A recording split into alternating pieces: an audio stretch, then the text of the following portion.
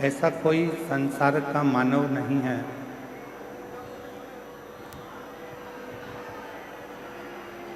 ऐसा कोई संसार का मानव नहीं है जिस मानव में थोड़ा न थोड़ा शिव और शक्ति का अंश ना हो। संसार के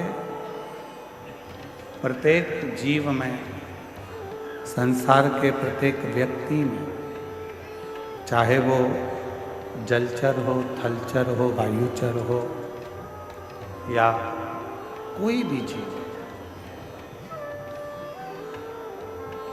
उसके अंदर शिव और शक्ति का एक अंश जरूर रहता है।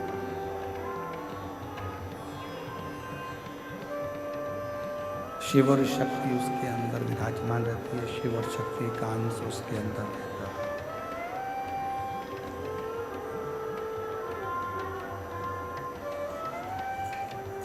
और जब तक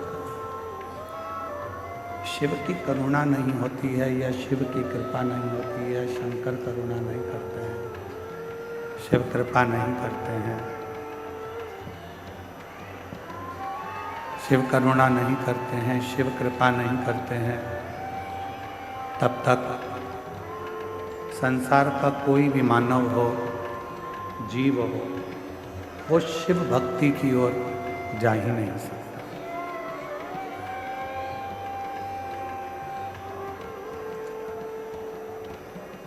शिव भक्ति के लिए प्रेशर खोलो जिससे अंदर का साउंड का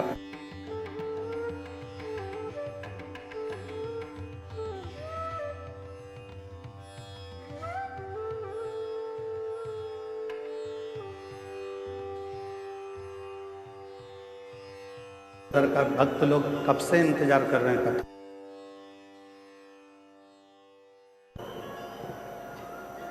शिव और शक्ति, ये दोनों प्रत्येक संसार के मानव के अंदर, जीव के अंदर, चाहे वो जलचर हो, थलचर हो, वायुचर हो, जीव जितने भी हैं उन सभी जीवों में शिव और शक्ति का निवास है। भगवान शंकर एक अंश रूप में, माध्य शक्ति एक अंश रूप में जीव के अंदर रहते हैं, जीव के अंदर रहते हैं।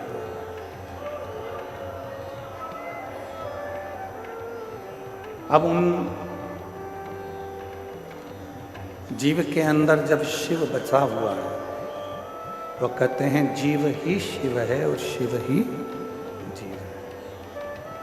जीव में ही शिव रहते हैं, शिव में ही जीव रहते हैं। जब उनके भीतर शिव तत्व एक ना एक दिन अंकुरित हो जाता है तो जो हमारे भीतर शिव बैठे हुए हैं, शक्ति बैठी हुई है, शिव और शक्ति, वो शिव और शक्ति एक हो जाते हैं और वो एक होकर इस जीव का कल्याण करना प्रारंभ कर देते हैं। जैसे एक चूल्हा होता है, लकड़ी की एक भट्टी होती है, एक चूल्हा है, उस चूल्हे के अंदर एक कोई छोटी सी चिंगारी रह गई होती है, कोई छोटी सी चिंगारी चूल्हे के अंदर है।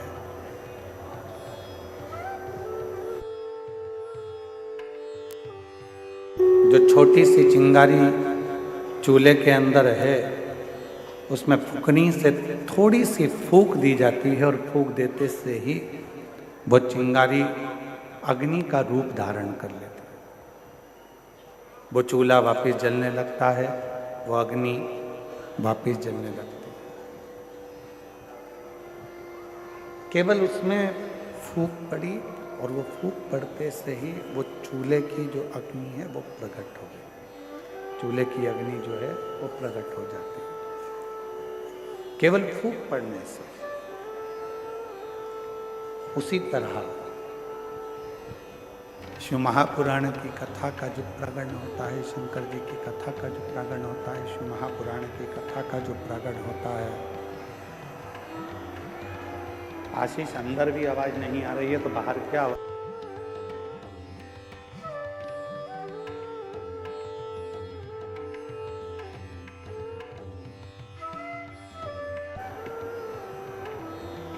एक छोटी सी चिंगारी, और वो छोटी सी चिंगारी एक दिन अग्नि का स्वरूप धारण कर लेती। शिव महापुराण की कथा कहती है, भगवान शंकर का चरित्र कहता है, शिव तत्व कहता है। हम कथा में भगवान देवादिदेव महादेव की पवित्र कथा के पंडाल में कथा श्रवण करने के लिए जाते हैं।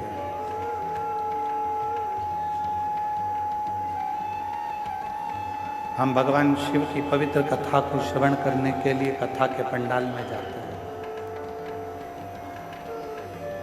जाने का कारण क्या है कि प्रत्येक जीव में शिव है।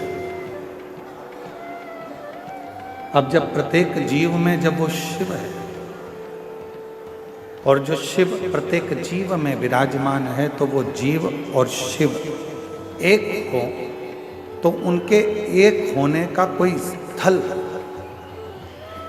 यदि बताया गया, उनके एक होने का यदि स्थान बताया गया, तो वो शिव महापुराण की कथा का पंडाल बताया, जहाँ पर जीव और शिव दोनों एक हो जाते हैं, दोनों एक।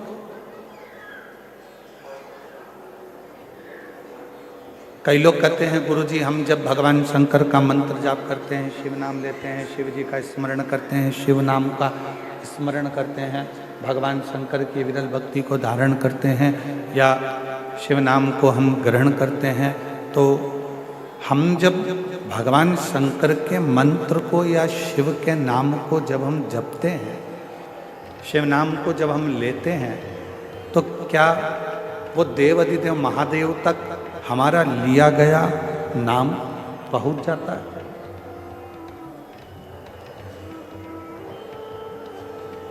क्या देवादिदेव महादेव तक हमारा लिया गया नाम पहुंच सकता है? तो पहले तो अपने भीतर से एक भ्रम निकालो,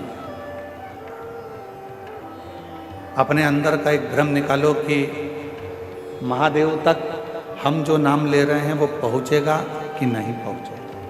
पहले अपने भीतर का ये भ्रम समाप्त करो। मतलब आपकी दृष्टि में ये है कि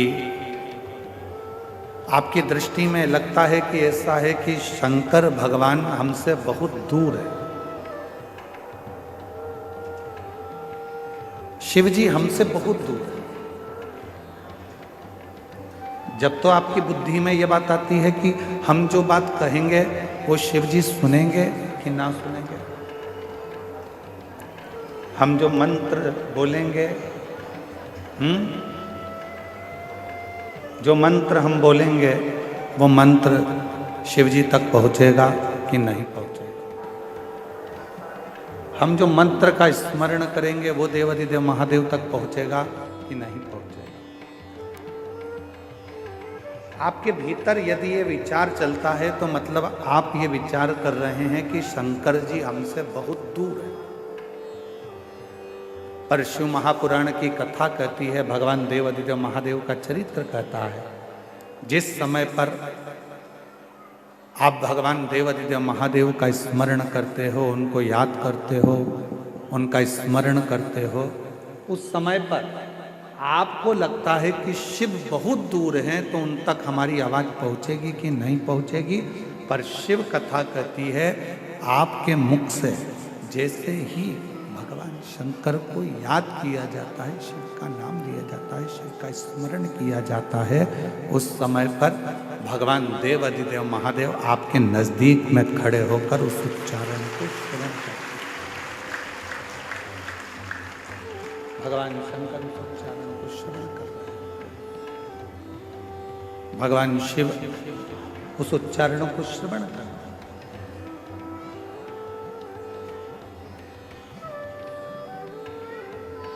आवाज किन तक पहुंचना चाहिए? जो दूर है। जो करीब में है उन तक आवाज पहुंचाने की जरूरत ही नहीं पड़ती। वो हमारे अक्षरों को, हमारे शब्दों को देखकर भी समझते। ब्रह्मा जी ब्रह्मलोक में, भगवान विष्णु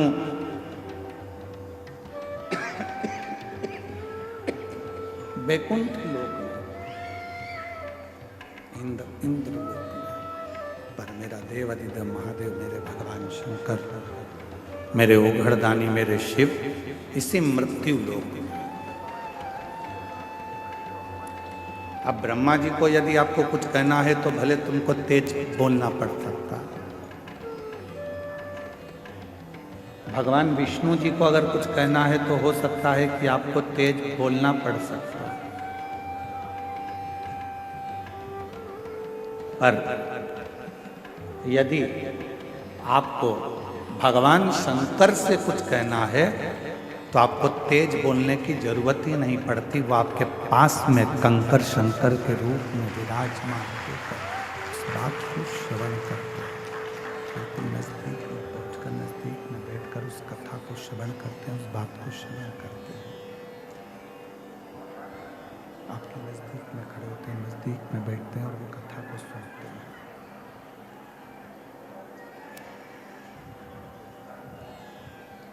शिव नजदीक में है, भगवान शंकर नजदीक में है, शिव नजदीक में है, भगवान शंकर नजदीक में है। शिव की कथा कर रही है, भगवान शंकर का चरित्र कर रहा है, शिव महापुराण की कथा कर रही है।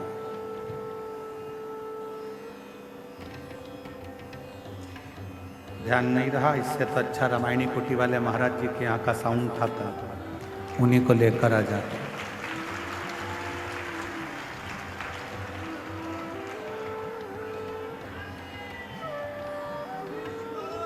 शिव को, भगवान शंकर को, देवाधिदेव महादेव को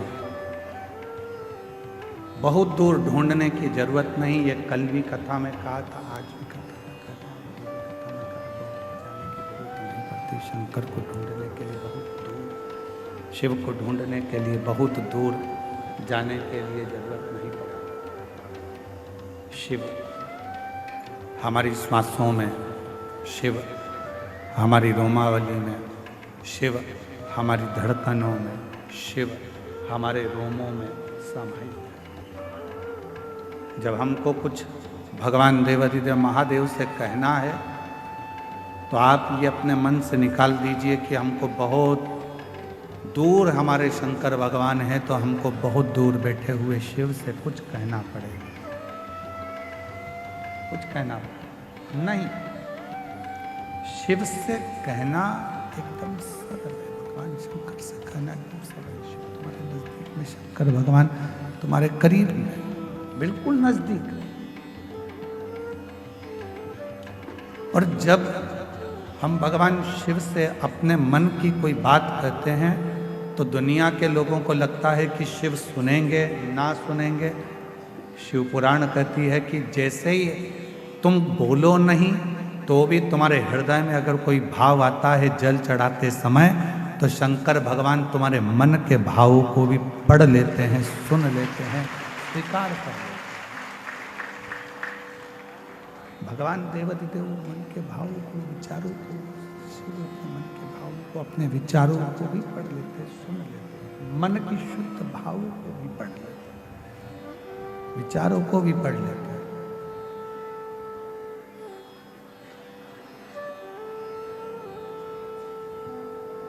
कोई कोई माताएं कहती हैं, गुरुजी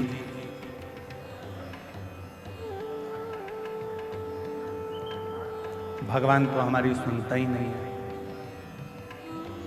हम तो भगवान को रोज जल भी चढ़ाते हैं, आराधना भी करते हैं, साधना भी करते हैं, पूजन भी करते हैं, तो भी शिव हमारी बात नहीं सुनता। हमारा निवेदन है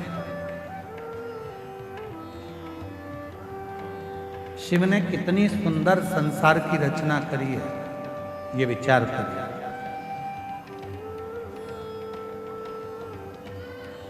शंकर भगवान ने जो सृष्टि की रचना करी, शिव जी ने जो सृष्टि का निर्माण किया, वो कितना सुंदर था।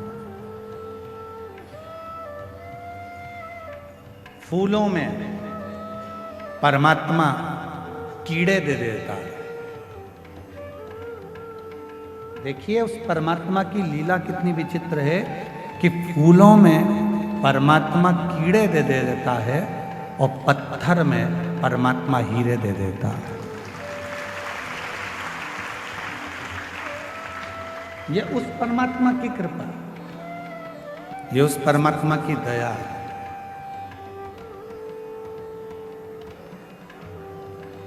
जिसने ज्यादा संघर्ष किया है, बहुत मेहनत करी है, बहुत परिश्रम किया है, परिश्रम में लीन है, संघर्ष में लीन है, पत्थर जैसा मजबूत हो गया है, तो एक ना एक दिन मेरा भोलेनाथ उसकी जिंदगी में ऐसी तरक्की कराता है कि हीरा जैसा उसको बना देता है। हीरे जैसा।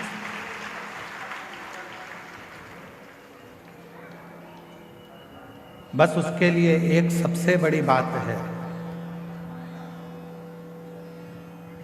कि जब परमात्मा आपको हीरे जैसा बनाए तो आपके भीतर अभिमान ना आए, अहंकार ना आए।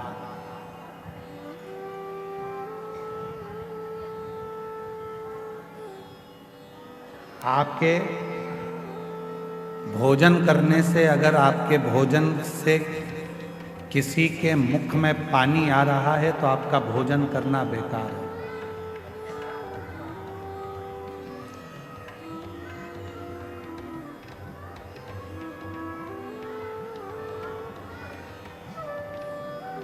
आपका भोजन करना बेकार है। आपके भोजन करने से यदि किसी के मुख में पानी आ रहा है तो आपका भोजन करना बेकार है, और यदि आपके बोलने से किसी की आंख में पानी आ रहा है तो आपका बोलना भी बेकार है।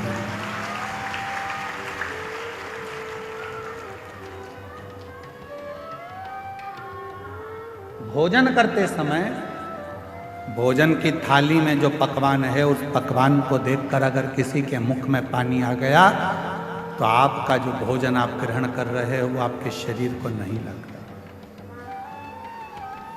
आपके शरीर को नहीं लगता। भोजन करते समय यदि किसी के मुख में अगर पानी आ गया तो आपका भोजन करना बेकार है, और बोलते समय यदि किसी की आंखों में पानी आ गया आपके बोलने से तो आपका बोलना भी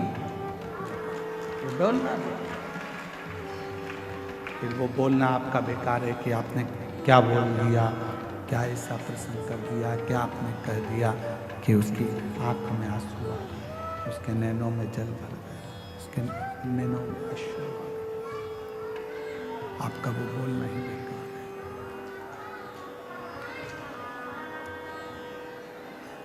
शिव महापुराण की कथा में, भगवान शंकर के पवित्र चरित्र में, शिव जी की पवित्र कथा में प्रसंग आता है। भगवान शंकर की कथा में बड़ा सुंदर एक प्रसंग आता है।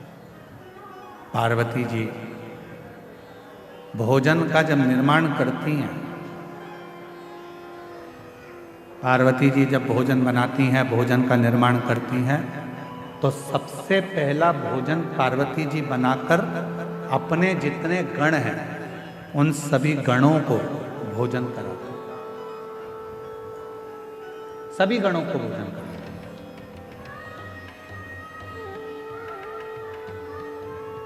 हमको पिछले वर्ष का इस प्रयागराज की भूमि पर एक स्मरण आता है, और प्रयागराज की भूमि का भी, और काशी में जो कथा हुई सतुआ बाबा गौशाला में, उसका भी हमको स्मरण आता है।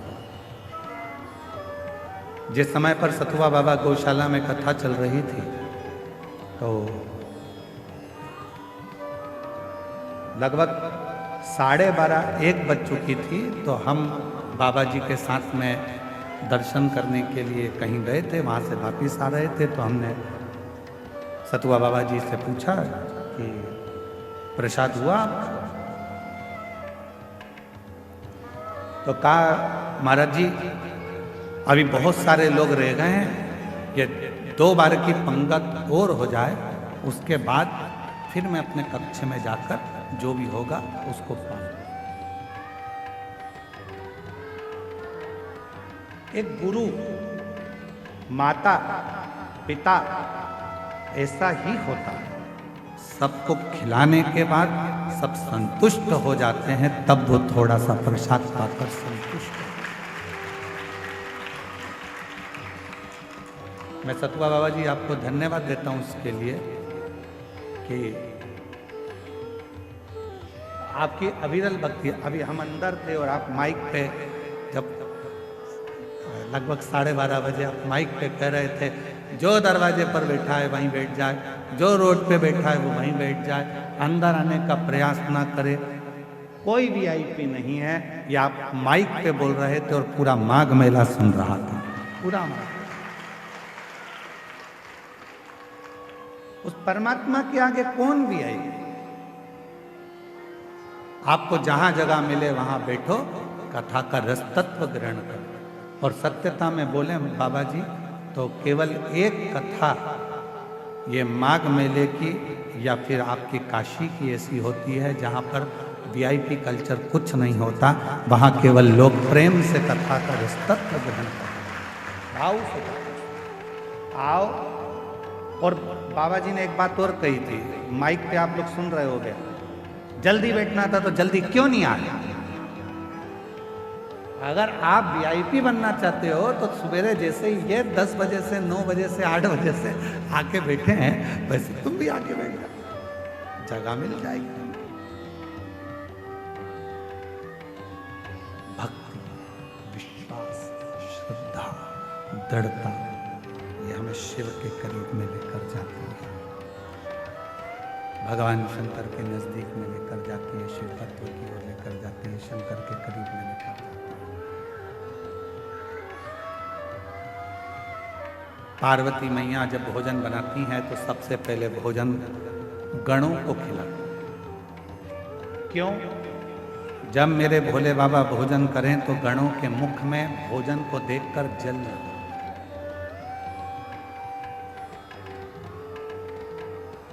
पानी ना,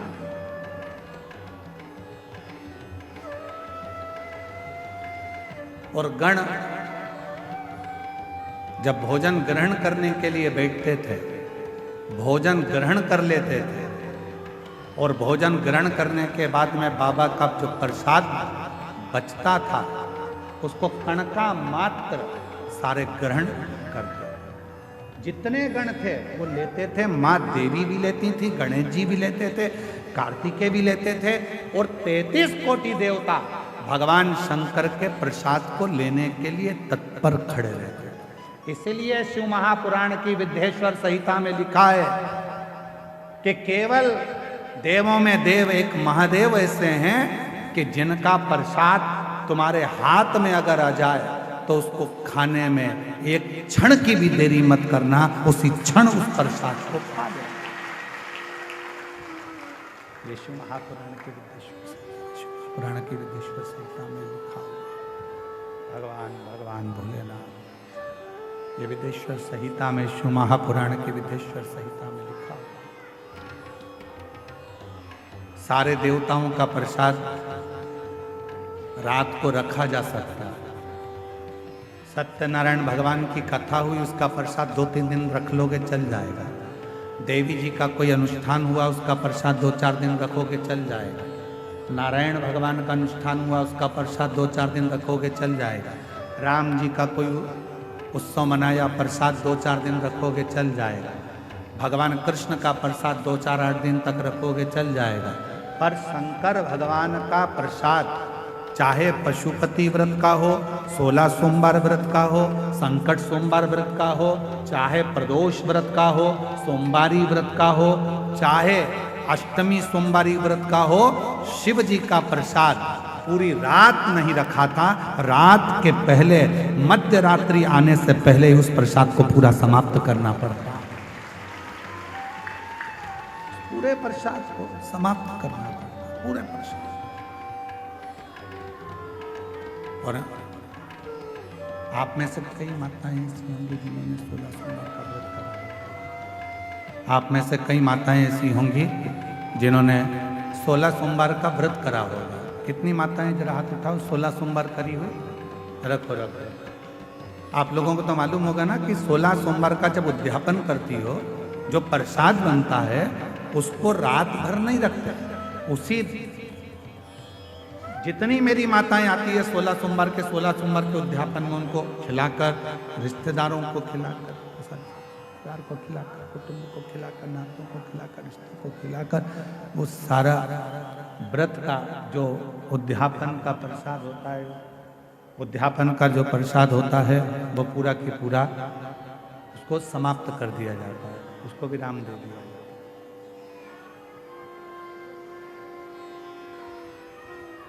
पूरा 16 सोमवार का प्रसाद जो भी उद्यापन करता है उसको समाप्त। शिव जी की भोजन की थाली में शंकर भगवान के भोजन करने के बाद जो प्रसाद बचता है उसका कण कण मात्र सारे गण, देवता, देवी, 64 योगिनी सब लेने के लिए आते, सब।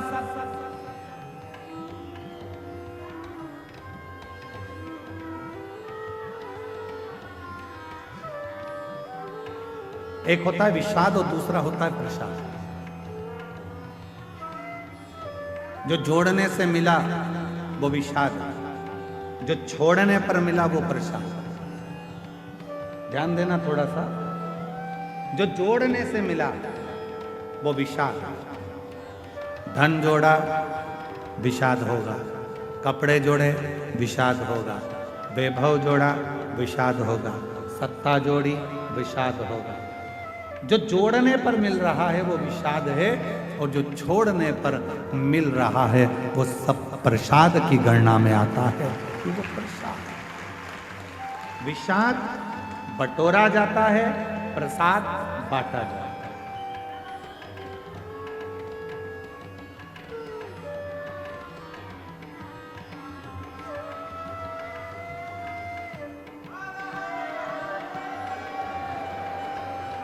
प्रसाद बांटा जाता है। विषाद में केवल जोड़ा जाएगा, आन दो और प्रसाद जान दो, बांटो बांटो, वो बांटा बांट। कई माताएं कहती हैं, गुरुजी बेलपत्र कब खाना चाहिए और कब नहीं खाना चाहिए। शिव महापुराण की कथा कहती है, जब शरीर में रोग हो, शरीर में कष्ट हो, तब शंकर जी की चढ़ी हुई बेलपत्र अगर पूरी 3 पत्तियां, मान लो आप पूरी 3 पत्ती भी बेलपत्र की नहीं खा सकते, तो बेलपत्र के आगे की थोड़ी सी एक अंश नोक मात्र भी आपके मुख में अगर जाती है तो भी वो उतना ही असर करेगी जितनी पूरी पत्ती करती है। एक अंश मात्र।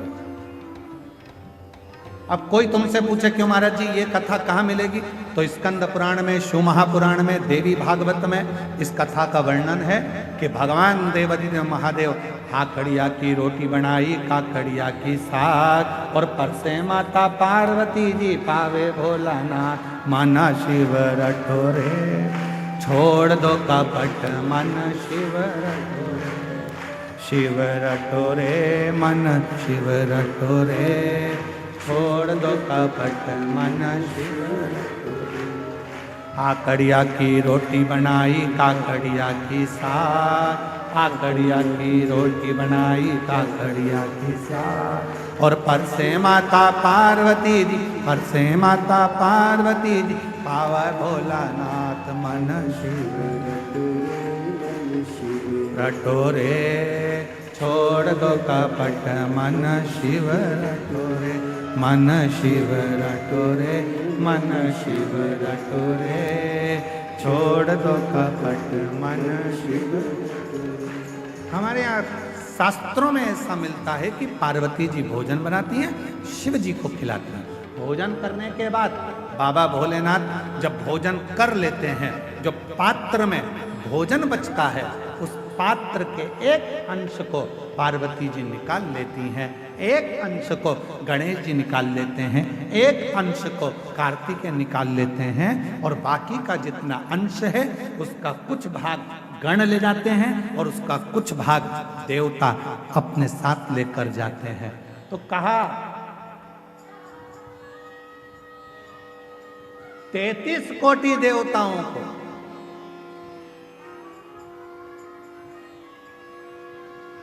भोजन की थाली का कितना भाग मिलता था, जरा ध्यान से सुनना प्रयागराज वाले। जितनी मेरी जीजियां बैठी हैं, जीजा बैठे हैं, मेरी बेटियां बैठी हैं, बेटा बैठे हैं, जितने मेरे बुजुर्ग माँ बाप बैठे हैं, सब सावधानी से सुनना। और जितने आस्था चैनल पर, फेसबुक, यूट्यूब पर, जितना सोशल मीडिया पर सुन रहे हो, सब सावधानी से सुनना कि शिव जी की थाली में से जो भोजन बचता था वो 33 कोटि देवता, अब ध्यान देना, गणेश जी का हिस्सा निकल गया, पार्वती जी का निकल गया, कार्तिकेय जी का निकल गया, योगिनियों का निकल गया, गणों का निकल गया, उसके बाद में देवताओं का हिस्सा।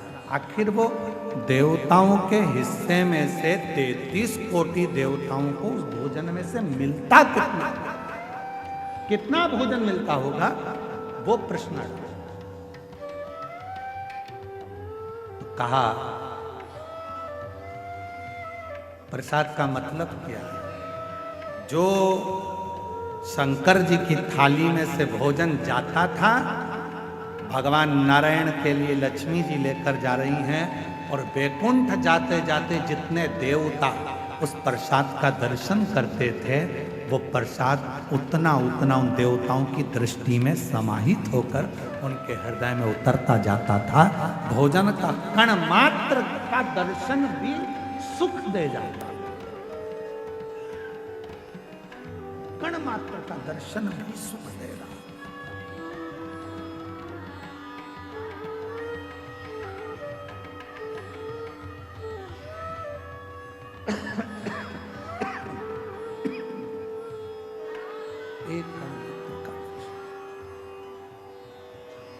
हमने देखा है जिनके नाम लिए जाते हैं, पत्र पढ़ा जाता है,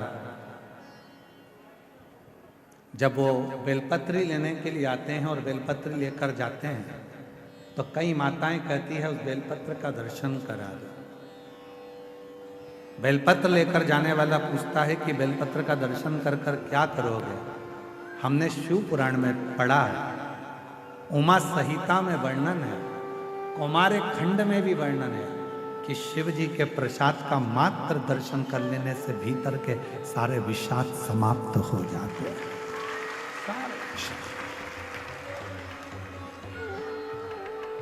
केवल प्रसाद का दर्शन करने से ही विषाद समाप्त हो जाता।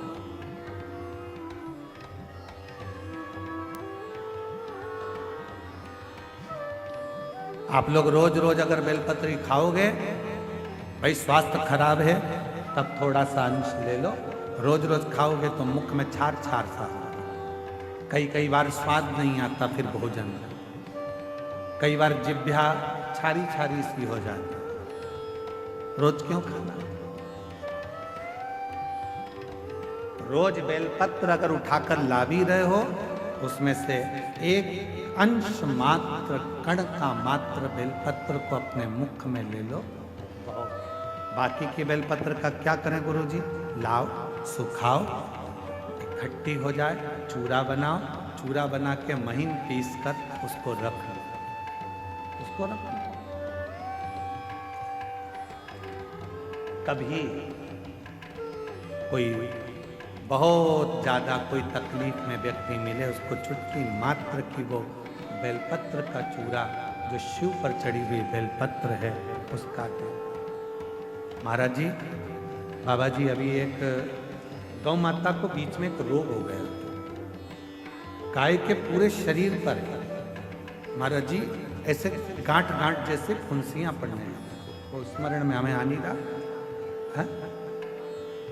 हाँ, लंपी बीमारी हो पूरे में। सूचना मिली ऐसा ऐसा हो गया, क्या करें? हमने कहा अपने धाम पर जितनी भी बेलपत्र आती है उसको सुखाया जाए, सुखा कर पीसा जाए, पीस कर रोटी में मिलाया जाए और रोटी बनाकर गाय को खिलाया जाए। थोड़ी थोड़ी बेलपत्र की मात्रा, एक एक डेढ़ डेढ़ बेलपत्र की मात्रा की रोटी बनाई गई। डाला कितना? केवल एक बेलपत्र का आधा अंश उस रोटी में डाल डालकर जब गाय को दिया तो वो लंपी की जो बीमारी थी वो धीरे धीरे धीरे धीरे समाप्त हो गई।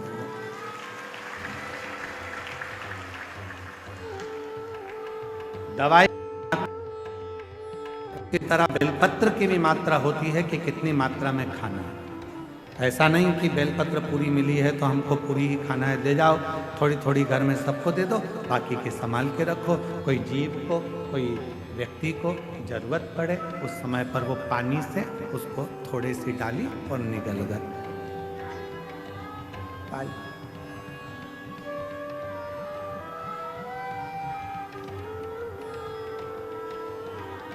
कुछ मात्रा,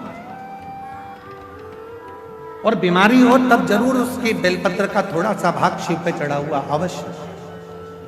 पर यदि आप स्वस्थ हैं, शिव की कृपा है, तो भले ना पाए, एक लोटा जल चढ़ाएं, जल का थोड़ा सा भाग अपने मुख में आचमन जरूर करें, उससे फल।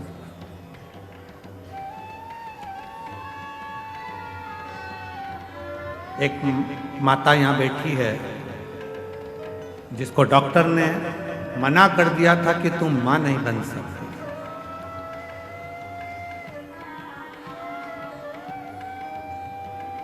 4 साल तक उसने डॉक्टर का इलाज करवाया, 5 साल तक इलाज करवाया। 5 साल के इलाज करवाने के बाद में फिर 8 साल तक इलाज करवाया, 10 साल तक इलाज करवाया, और 10 साल के इलाज के बाद में उसने इलाज करवाना बंद कर दिया। सोच लिया अब मेरे घर में औलाद नहीं हो सकती। फिर 3 साल तक मंदिर मंदिर, देवालय, शिवालय, ना जाने कहां कहां जाकर गोद भरवाई। ऐसे मिलाकर 13 साल हो। 13 साल के बाद उसने फिर मंदिर, देवालय, शिवालय, गोद भरवाना भी बंद कर दिया, घर में रहने लगी। ऐसे करते करते 20 साल हो।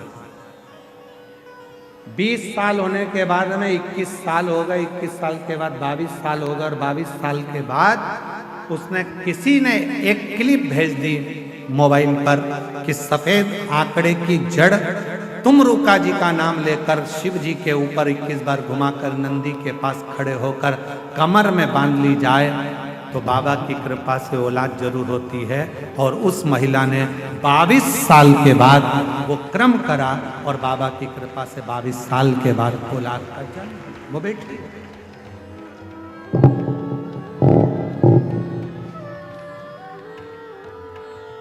मैं कौशल्या गुप्ता, पत्नी जगदीश कुमार गुप्ता, ग्राम सराय बकेवर, पोस्ट बकेवर, तहसील बिंद की, जिला फतेहपुर, उत्तर प्रदेश से आई हैं। कहीं बैठी हो तो हाथ हिला सकती हैं जिनके घर में 21 साल के बाद औलाद हुई है, 21 साल के बाद संतान का सुख हुआ है। गुरुदेव, बहुत दुख झेला अपनी जिंदगी में। लोग मुझे बांझ कहते थे, लोग मुझे बांझ कहते थे। कोई अपनी संतान मेरी गोदी में नहीं देता था। लोग कहते थे इसकी औलाद नहीं। गुरुदेव, ऐसा कोई डॉक्टर नहीं बचा जिसका इलाज ना करवाया।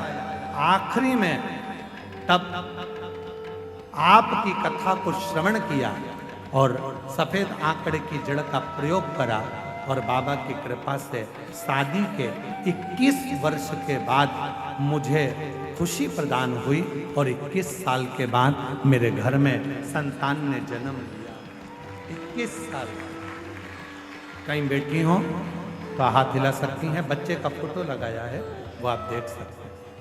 21 साल के बाद मेरे घर में बाबा ने औलाद। एक पत्र और है, वो भी देखिए।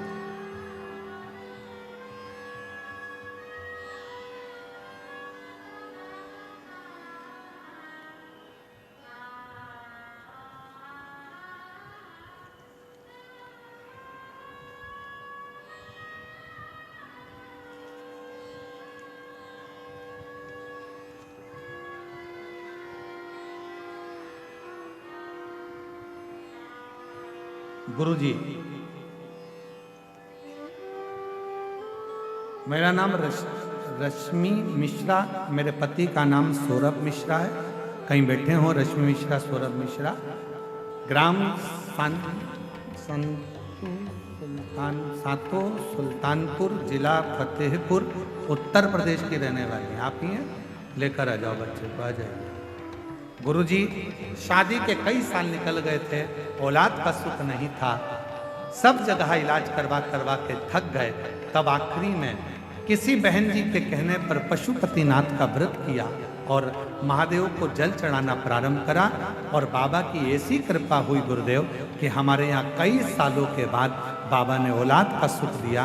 और बाबा की कृपा से 29 अगस्त 2023 को पुत्र रत्न की प्राप्ति हुई, शिव की कृपा से, बाबा की कृपा से। एक पत्र और है।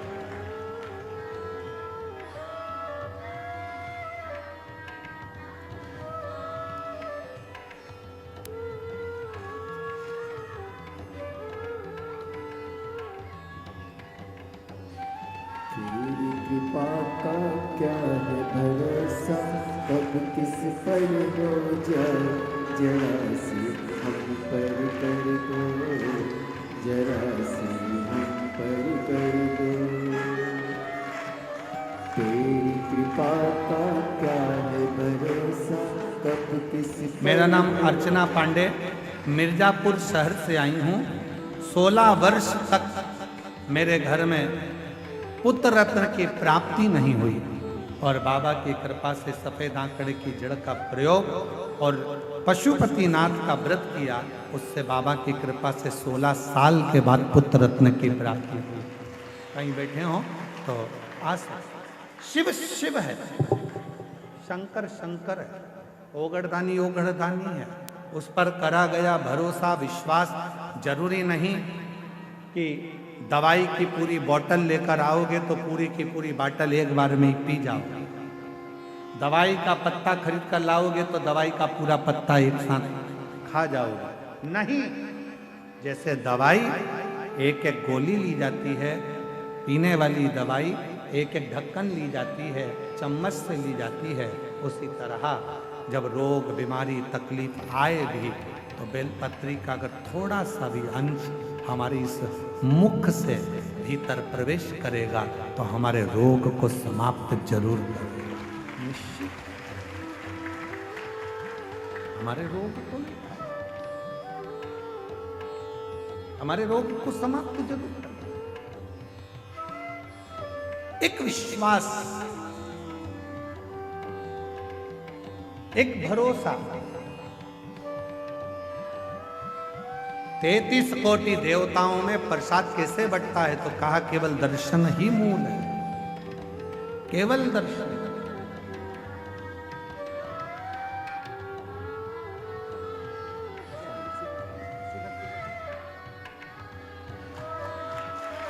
शंभु हरे महादेव,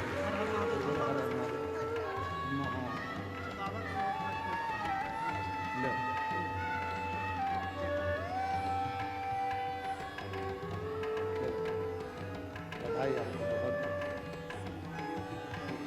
बाबा की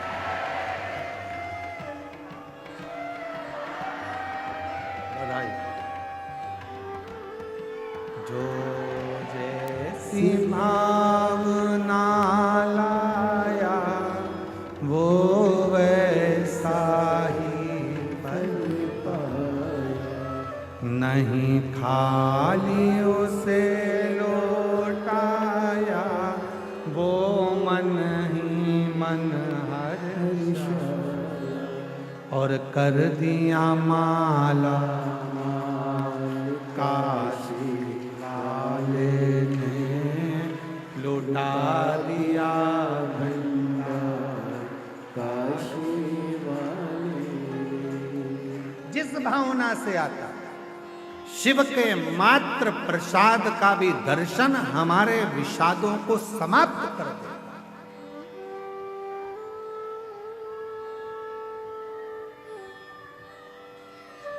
फूल की माला पहनोगे, अहंकार पीछे पड़ जाए। अभिमान पीछे पड़ेगा। बोलो बोलो, सही है कि गलत है? फूल की माला पहनोगे तो अहंकार अभिमान पीछे पड़ जाएगा। सोने की माला पहनोगे तो चोर पीछे पड़ जाएगा। और यदि रुद्राक्ष की माला पहनोगे तो मेरा महाकाल पीछे पड़ जाएगा।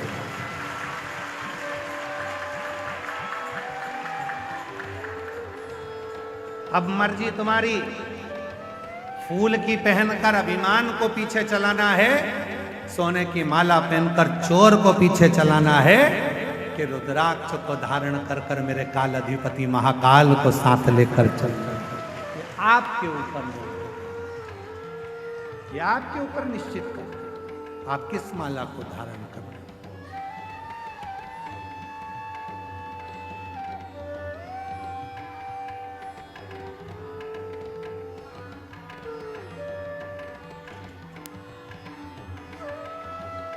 फूलों की माला से कभी कभी जीवन में एक ऐसा समय आ जाता है कि लगने लगता है कि इतनी माला पे इतनी।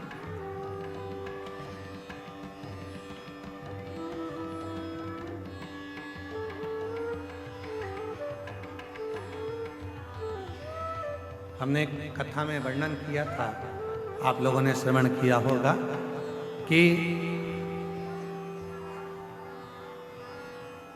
जितने भी देवताओं को माला चढ़ती है उसको कहते हैं फूलों की माला।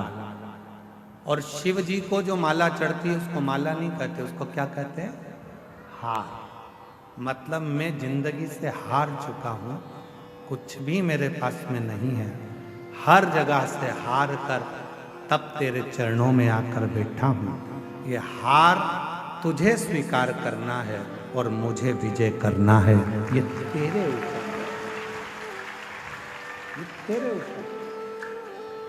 हार गया संसार सागर से, सब जगह से मैं हार।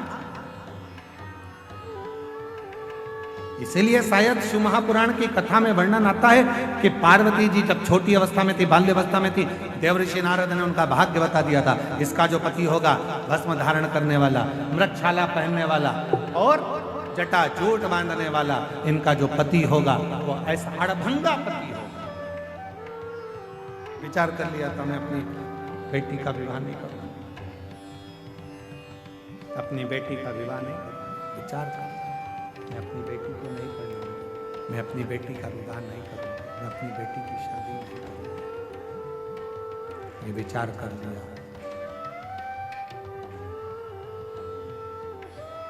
पार्वती जी ने सुन लिया था देवऋषि नारद के मुख से, कि पार्वती जी ने ये श्रवण कर लिया था देवऋषि नारद के मुख से कि शिव को पाना है तो शिव जैसे हो जाना। शिव को पाने के लिए शिव जैसा होना पड़ेगा, शंकर जैसा होना पड़ेगा। कैसे होना है शंकर जैसे? तो कहा सिर पे गंगा है, तो क्या शंकर जी को पाने के लिए हम भी एक मोटर लगा लें सिर पे? नहीं। गंगा मतलब शीतल, मतलब अपने भेजे को ठंडा रखिए। बहुत कठिन काम है, बहुत कठिन।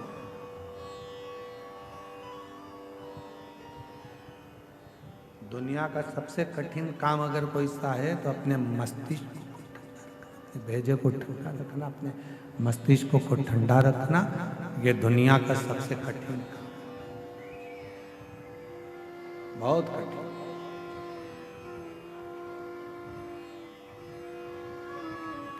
और जैसे तुम हो वैसे हम हैं, जरा भी माइक गड़बड़ होता है ना तो हमारा भी भेजा ठनक जाता है।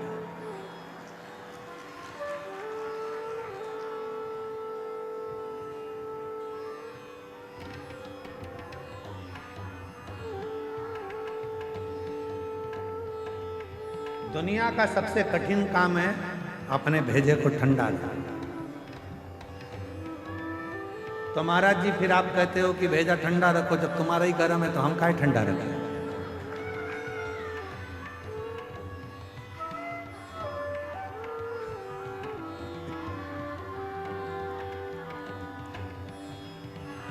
बाबा जी कह रहे परसा तैयार हो।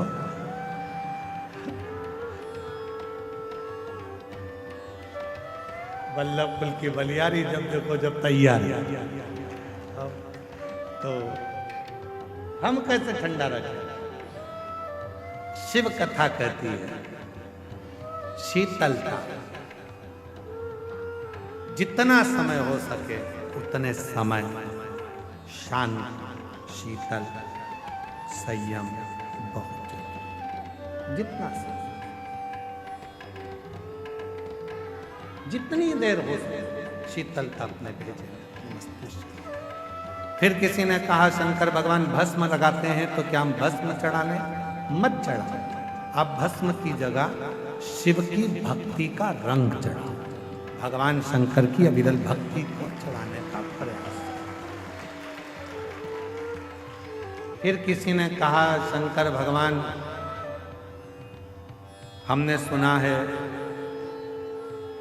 भांग चढ़ा लेते हैं, हम क्या चढ़ाएं? तुम्हें नशा करने की जरूरत नहीं है, क्योंकि शिव पुराण में लिखा है कि शिव जी कोई नशा नहीं करते। सतुआ बाबा जी ने एक छोटा सा पत्र भेजा है हमारे पास,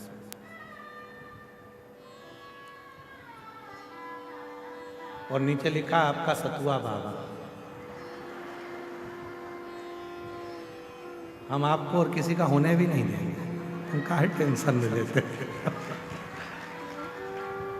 गुरु जी आज के समय में नए नए बच्चे, नए नए बेटा बेटी नशे में बहुत ज़्यादा लिप्त होते चले जा रहे हैं। मेरा एक आह्वान इस व्यासपीठ से है सतुआ बाबा जी का कि कैसे अपने बच्चों को नशे से दूर रखो, नशा मुक्त हो, और हमारा एक एक नव युवक, एक एक युवान बहन भाई नशे की लत को छोड़कर परमात्मा के भजन की, भक्ति की और अपने कर्म को करने की, अपने कर्म को करने की, एक लक्ष्य पाने का एक नशा होता है, लक्ष्य पाने का नशा।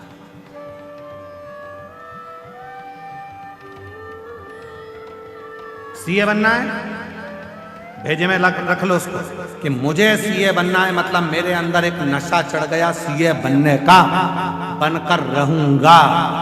जैसे नशे वाले व्यक्ति के अंदर एक तलब उत्पन्न होती है पीने की, खाने की, ऐसी ही एक तलब तुम्हें मंजिल तक पहुंचने की होना चाहिए कि मुझे वो कर पाए, मुझे वो मंजिल तक पहुंचना।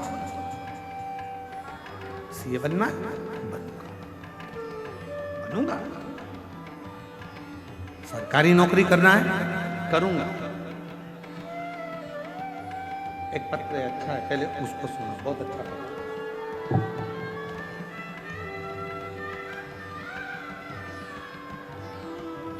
कानपुर से सोनिया साहनी कहीं बैठी हो, कानपुर से है सोनिया साहनी, अगर कहीं बैठी हो तो हाथ आप ही है, आ जाइए, आ जाओ, एक बेलपत्र ले जाना। कानपुर से सोनिया साहनी, मेरा मोबाइल नंबर ये है। एक लोटे जल सारी समस्या के हल महत्व यह कि भोले बाबा की से हमने 2022 में आपकी कथा सुन रहे। कानपुर निवासी मेरे बेटे ने सीए की परीक्षा देते देते हार चुका था। बेटे ने इतनी बार सीए की परीक्षा दी, आखिरी में वह हार चुका था। बच्चे को बाबा पर विश्वास हो गया और मैंने भी पशुपति नाथ का 5 बार व्रत रखा। अपने बेटे से कहा कि तू भी व्रत कर, मैं भी कर। और सियोर वाला बाबा कहता है कि अपनी पढ़ाई को 4 गुना बढ़ा। इतनी मेहनत कर रात दिन कि अब की बार तुझे सीए बनना ही है। और बाबा की ऐसी कृपा हो गई गुरुदेव कि मेरे बेटे ने सीए के लिए जो एग्जाम दिया आपके कहने पर, आज मेरा बेटा सीए बन गया। मैं बाबा को धन्यवाद देता हूँ। बाबा एक बात और कहना चाहती हूँ, मेरे बड़े बेटे ने जितनी मेहनत करी और आखिरी में सीए बन गया, तो मेरा छोटा बेटा उसको देखकर बोला, भैया जब तू पढ़ाई कर कर शिव जी पे 1 लोटा जल चढ़ाकर पशुपति व्रत कर कर तू सीए बन सकता है, तो मैं भी कुछ ना कुछ कर सकता हूँ। और मेरे बेटे ने एमबीए की परीक्षा देना प्रारंभ करी और बाबा की कृपा से आज वो भी क्लियर होकर अच्छी उस पे लग गए। मैं बाबा को यहाँ धन्यवाद देने के लिए आई हूँ कि शिव जी की कृपा से ये सब कुछ मिला है। सतुआ बाबा जी को धन्यवाद देती हूँ, उनके माध्यम से आपकी कम से कम उत्तर प्रदेश में कथा तो हो जाती है, हम लोग तरसते हैं कथा। तो ये शिव तत्व। एक पत्र और है बड़ा सुंदर है।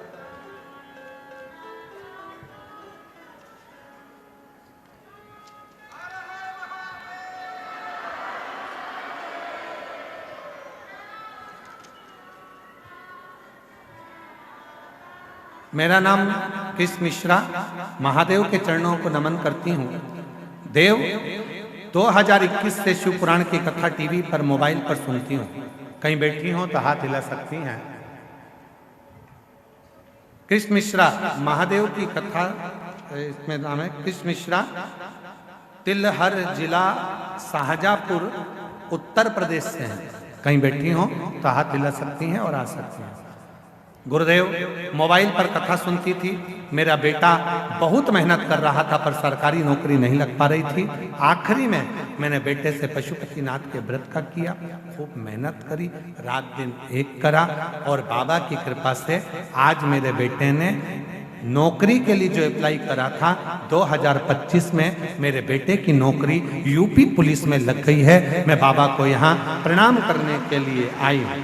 अगला पत्र है अर्चना, फतेहपुर उत्तर प्रदेश से। एक छोटे से शहर राधानगर की निवासी हूँ। कहीं बैठी हो तो हाथ हिला सकती हैं और बेलपत्र लेने के लिए आ सकती हैं। गुरुजी 2021 से आपकी कथा सुन रही हूँ। सबसे पहली कथा मैंने बनारस में उत्तर प्रदेश में सुनी थी, गढ़वधारा में, और दोनों बेटियां तथा पति के साथ गई थी। मेरी बड़ी बेटी का नाम गोल्डी है। पंडित जी मेरे दोनों बेटियां कंपटीशन एग्जाम की तैयारी कर रही थी पर वो निकलती नहीं थी।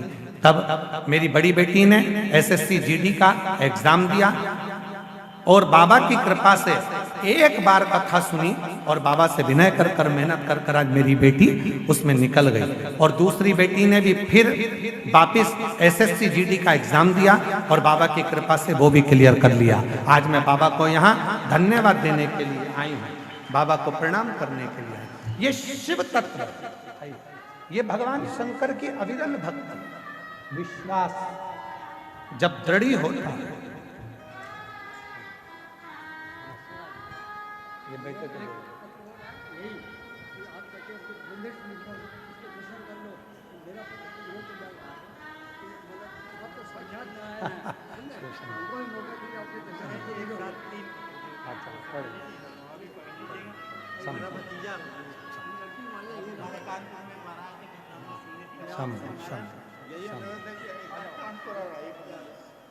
तेरी कृपा का क्या है भरोसा, अब किस पर हो जा, जरा सी हम पर कर दो, जरा सी हम पर कर दो। जिस पर भी हो गई तेरी कृपा करुणा वो भव पार हुआ,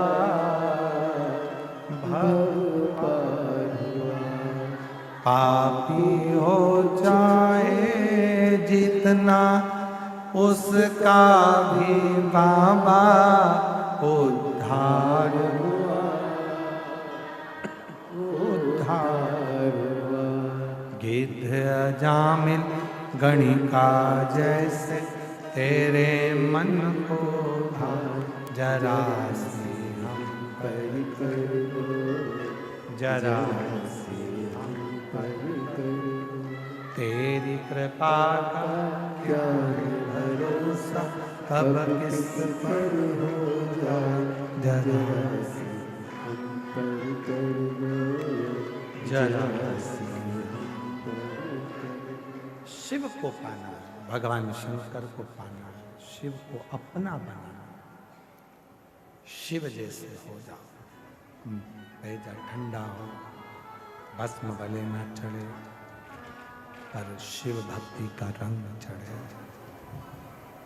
शिव जी की भक्ति का रंग चढ़े।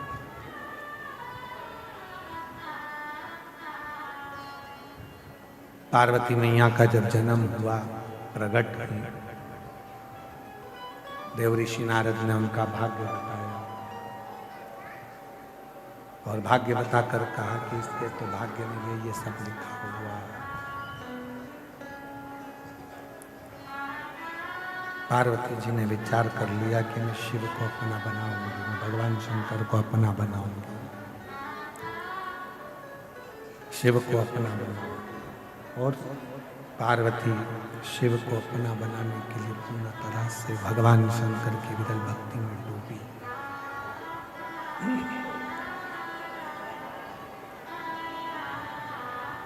पार्वती जी शिव भक्ति में डूबी। शंकर को अपना बनाने के लिए पार्वती जी शिव जैसी तप करा, साधना करी, भक्ति करी।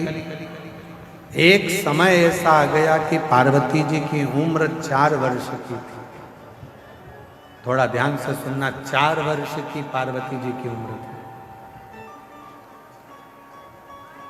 जो कंकर मिलता था पार्वती जी उस कंकर को उठाकर शंकर बना लेती थी और उसकी पूजन करती थी।